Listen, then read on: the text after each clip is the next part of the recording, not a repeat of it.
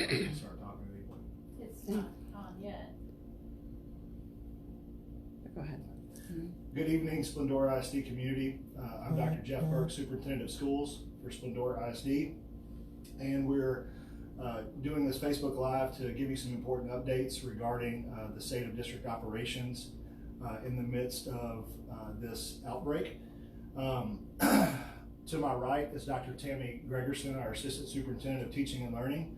She's going to update our community and those of you watching on some details regarding our instructional plan for our extended closure. And to my left is Buddy Denman, who is our Director of Technology. He'll also be providing some details about technology services and then getting some feedback and about those who still need some form of technology. And so please be patient with us. We appreciate your patience as this situation has continued to evolve.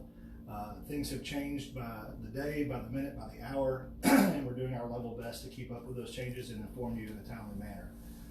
So with that, we're doing this Facebook Live to give you guys the most up-to-date information that we possibly can regarding our plan to extend school closures in conjunction with other area school districts.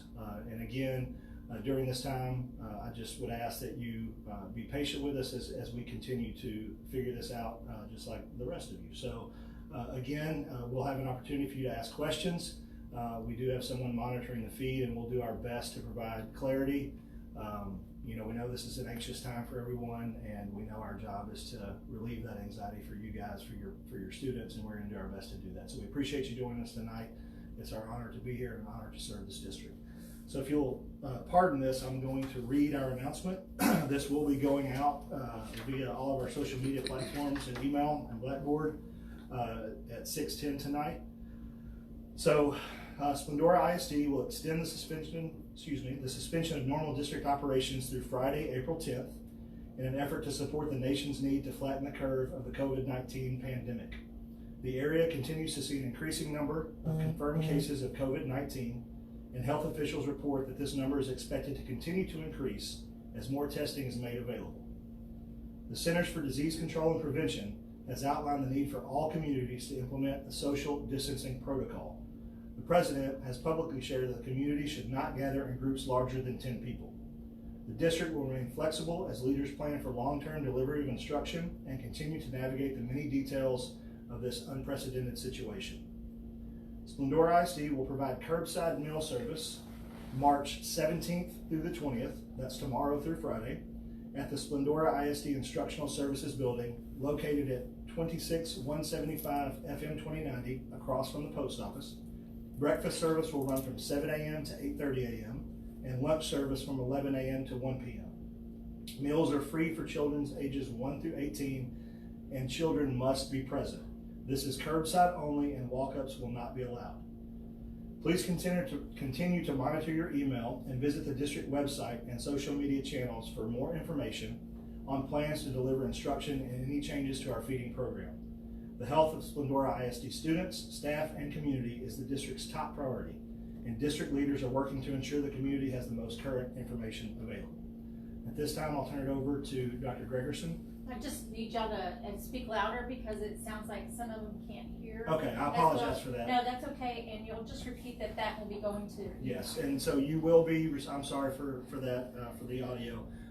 The information I just read will be going out district-wide and community-wide via our social media platforms. So again, I apologize for not speaking loudly enough. I will make sure we do that throughout the rest of the broadcast.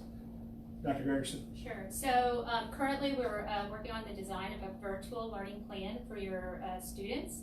We've met several times at the end of last week, and then we met again today to get some feedback on some ideas that we initially put out there from our campus leadership teams.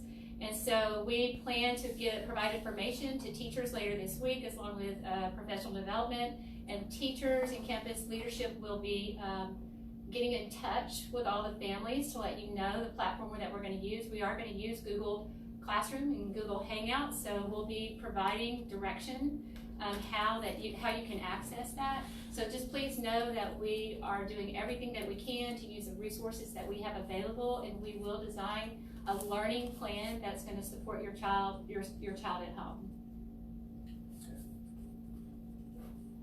We do have a question. Sure. I don't know if we want to do it while we're going.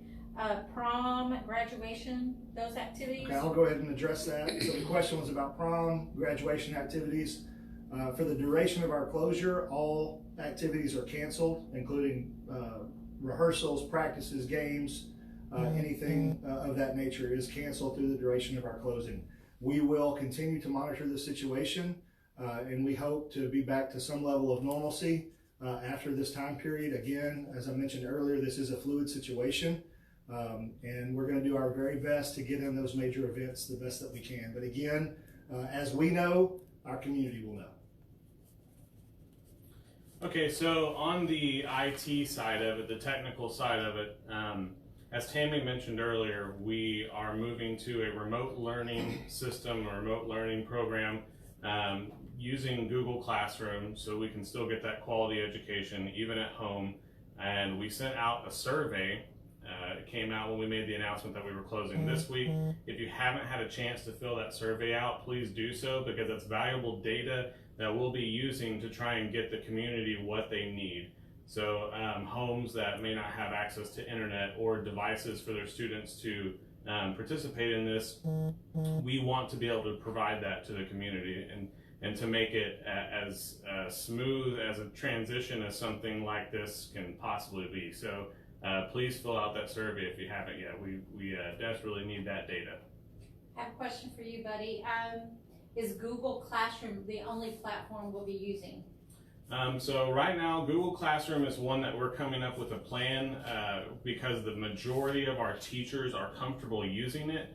But we do understand that some teachers have already been using other platforms, things like Seesaw and things like that. We want to make sure that teachers are using what they're comfortable using, because the main goal is that we get participation and quality education out of this, more so than just trying to force everyone on the same exact platform. I'd like to add something to that. The other thing that we're going to do is we're also asking teachers are going to be putting packets together. And so we are currently working on like a delivery system for that to happen, and so that'll be forthcoming, that information later this week. But they are going to be putting some packets. We're hoping to have book bags for our younger kids, and then basically your paper pencil, so that they will have that option as well to work on assignments. I think one of the questions, other platforms like Zoom and just different things they'll be using. Right, so Zoom is going to be available. It's free, and if a teacher is comfortable using Zoom and they want to set up a room, I think we found out today that you can have up to 100 participants. So that's certainly something that our teachers can use if that's something that they're comfortable with. So we just know that every teacher has access to Google Classroom. We've been a Google district now for 4 years, so that's something that's not unfamiliar to them. And so that's the one we're rolling with, but we also know there's Zoom and there's Seesaw, there's CLI Engage, there's several platforms out there that teachers are using, and we want to be flexible and make sure that they can use and their parents and students can use those platforms as well. Buddy, can you readdress those that don't have a computer or internet, or even those that do have that but they've forgotten their passwords? Okay, so we're still working out all the kinks on how this works or how this looks. But for the most part, the plan is right now that if devices are needed in the community, we will actually be delivering those devices out to the community. Using that data from the survey that we sent out, we will be in contact with the people that answered on that survey that they do not have internet at home or they do not have a device at home, and we will set up basically just deliver to your doorstep everything that you need, along with instructions on how to use it. And then as far as IT support, we will be putting together what that schedule and contact information looks like, so that everyone from a student, a parent, a teacher, anyone in the district that's working out in the community will be able to contact us and contact technicians to allow that IT support to still happen remotely. So one of the questions was the survey. We'll also send that back out to those, I guess, with our social media, to make sure if you missed the survey the first time we sent it out, we'll send it out again. And so understand, everyone, that this week is really our opportunity to prep and really outside of the feeding plan, which will start tomorrow, all of our digital learning platforms and instructional support will launch next week. And so as of this morning, when we all met to plan this, we did not know that we were going to close through April 10th. And so that's how quickly things can change. This does give us the opportunity to get some consistency in our efforts and work towards something that everyone can feel comfortable with. But again, I just want to echo, please be patient with us as we fix this and work it out. Another question, will these days have to be made up? No. I'll go ahead and address that now. Attendance is not a factor.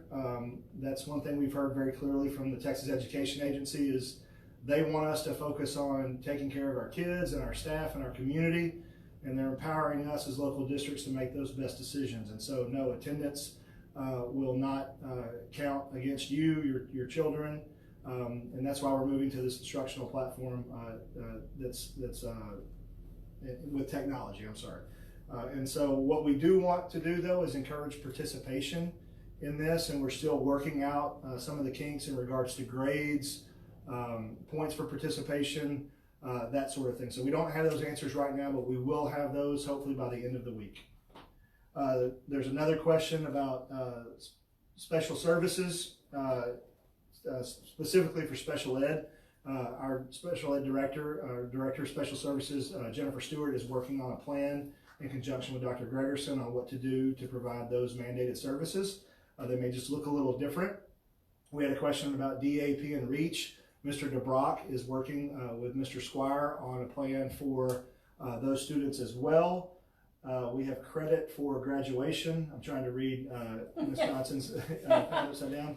And college classes, we'll be working with the college on that as well. And so again, guys, we're in, we're just doing our best to get through the next few weeks. And again, some of these things will reveal themselves as this situation unfolds. And again, we're in contact with all of those partners that we have to make these plans available. Any other questions? About taking attendance, I guess. So we are working on a plan to try to take attendance. There's going to be multiple ways that we're going to be able to take it because of the different platforms that we're using. So if your child checks in Google Classroom, that's going to be considered participation. If your child emails, you can contact your teacher through email. You can contact your teacher through your phone, a text message. So we're working out different ways that students can let teachers know that they're working on their assignments, Google Hangout. So we are devising a plan for that, and so they're going to be able to be counted present if they just check in on a daily basis with their teacher. I had an additional question about STAR testing. STAR testing is canceled for the remainder of the year. Yay! And so what's going to happen as a result of that is the graduation or grade promotion requirements is going to be a district decision, and that's going to be forthcoming. Correct.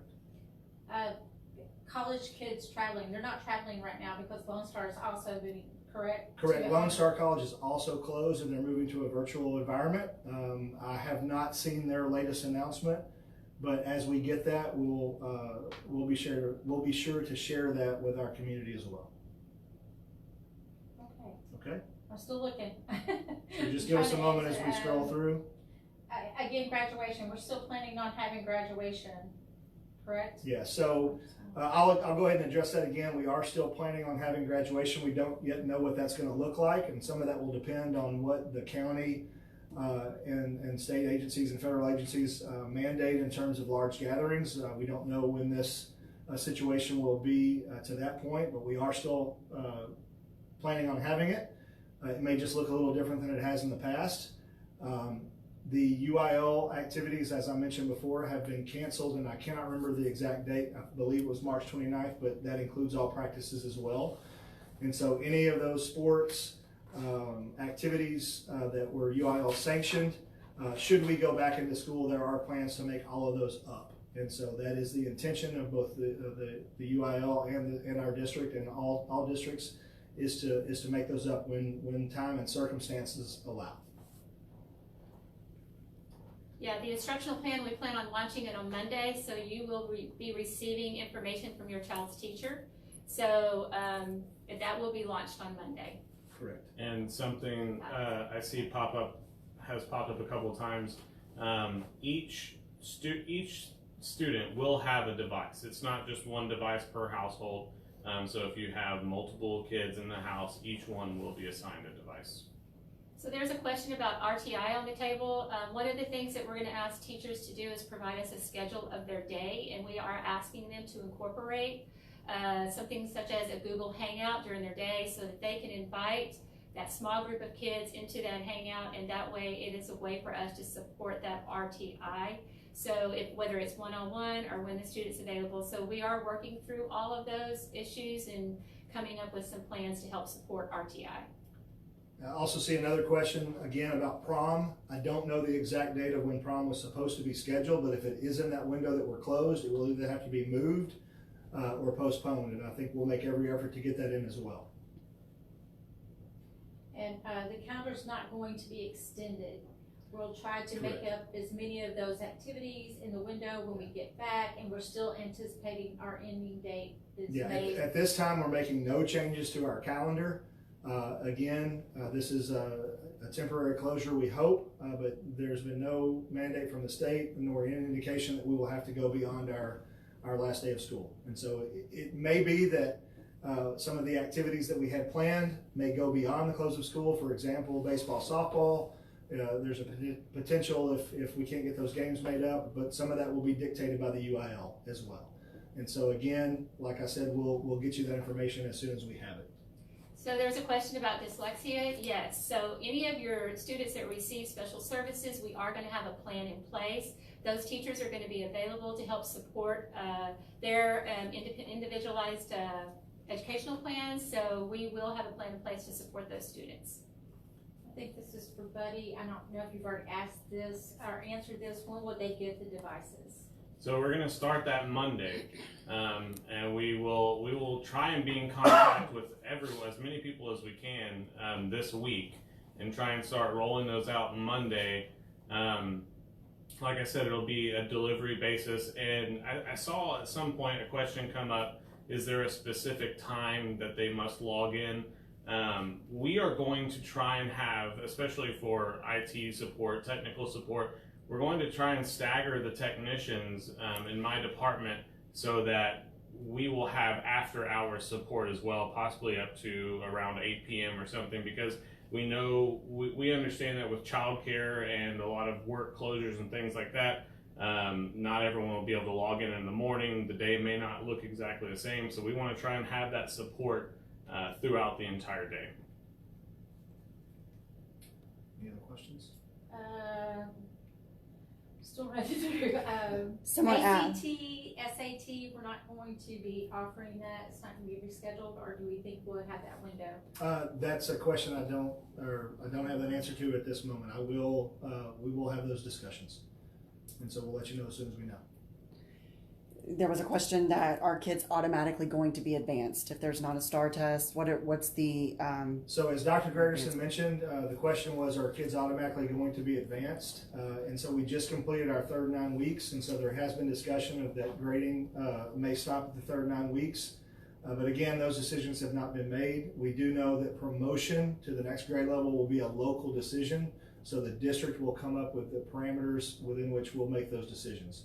And so, again, right now, what we're focused on is just providing that instructional support and platform to all of our students. And we encourage our students and parents to participate in that. I do know there will be separate Google Classrooms for parents as well. Again, our principals are working with their staff right now on communication and those plans respective to each campus. And just know that our teachers, although we are not physically here, we are working. As Buddy mentioned, we're making adjustments to some of our work calendars and work times, but we are on the job. So just know, before I wrap it up, are there any final questions? Hi, Lisa. Okay, it switched to Lisa? It switched to me. I turned it back. Sorry, my bad. Okay. Pre-K and then also life skills. Right, so life skills, just like dyslexia, those teachers are expected to be on duty, and they will be reaching out to parents with some kind of platform, most likely Google Classroom. So and they will be uploading activities for those kiddos to be able to work on at home.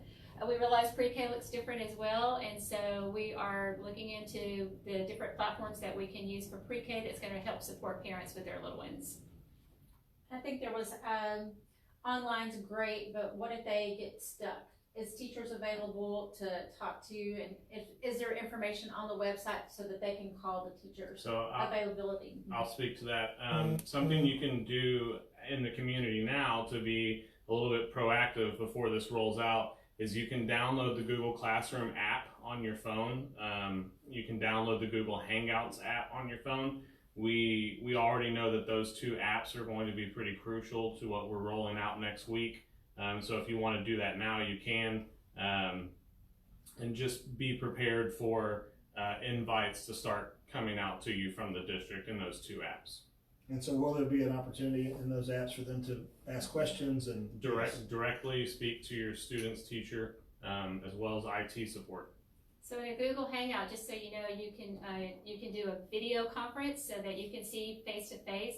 The teacher can actually log into something they're looking at and show you some step-by-step how to work through something. You can also do a chat, and you can also do, what is the other one? There's 3 different ways. Video calls, audio calls, and chat. And chat. So there's lots of different ways to reach out to the teacher, and that can be a one-on-one. You can request it, the teacher can request it. So if your student does have trouble and you have questions, we're setting up designs, I guess, if you will, that you will be able to reach out to your child's teacher to get that support that you need. Okay, we'll take a couple more questions. Again, if there's questions that we didn't get an opportunity to answer tonight, we'll send those out, the responses to that later this week. Do expect frequent communication updates from the district. Deetra, before I wrap it up, are there any more pressing questions that we need to answer? We might just go over the food, the meals. I don't know if you already did that. We're only going to do it this week like that, and then we're going to try to. So this week we're doing curbside delivery at the ISS building across from the Splendora post office. We are looking at ways to make that more accessible to all of our students in the community. That could look like, I'm not saying it will, it could look like bus delivery for our bus routes. It could look like a couple of different site locations to pick up food. We are working in looking at all of those options. Again, our main intent is to feed as many kids as we possibly can. I think I just have one more question. Okay. Dual credit students who have textbooks at the school, are they going to be able to get those, or are we going to distribute those as well when we do the Chromebooks? Okay, so that's a great question. That's something we have not considered, and so let us wrestle with that. I would assume at this point we could probably get those and deliver them, but again, we'll work on that. We'll have an answer by the end of this week. So again, we have a board meeting here in a few minutes, and so we're going to go ahead and wrap this up. We appreciate everyone who joined us on this Facebook Live. I hope that we answered most of your questions. If we didn't, please send those to us, and we will answer them in due course. But please know that you have a committed group of educators working for you and your students, and we consider this an honor and a privilege to work here and to serve this community. And we are working hard to make sure that your experience is as good as it can be given these circumstances. And so again, thank you for the opportunity to serve you and your children, and we will be back to you with more communication throughout this situation. Thank you, and have a great night.